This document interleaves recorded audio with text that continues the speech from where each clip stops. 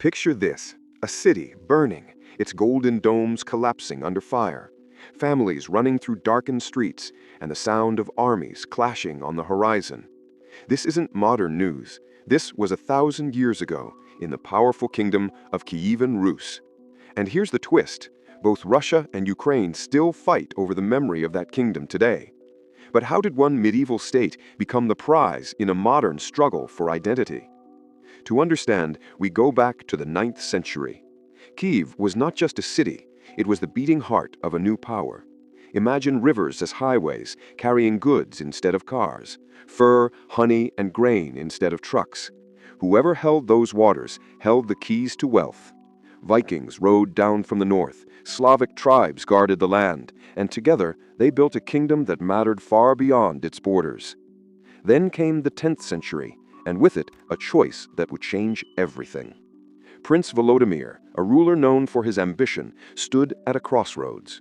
He chose Christianity, tying Kyivan Rus to the mighty Byzantine Empire. It was like a company changing its logo, its brand, and its mission overnight, but on a scale that would define generations. People didn't just gain a religion, they gained an identity that shaped their art, their laws, their way of life. But history is never simple. If you've ever seen siblings argue over who inherits the family house, you'll understand what happened next. Russia points to Kyivan Rus and says, "This is where our story begins." Ukraine replies, "No, Kyiv was the center. The crown jewel was ours." It's like two children clutching the same photograph of their grandmother, each one convinced the resemblance proves they belong to her more. And the consequences? They echo even now.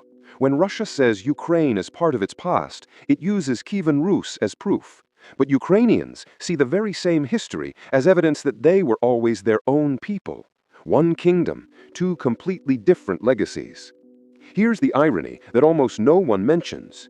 Kyivan Rus eventually broke apart.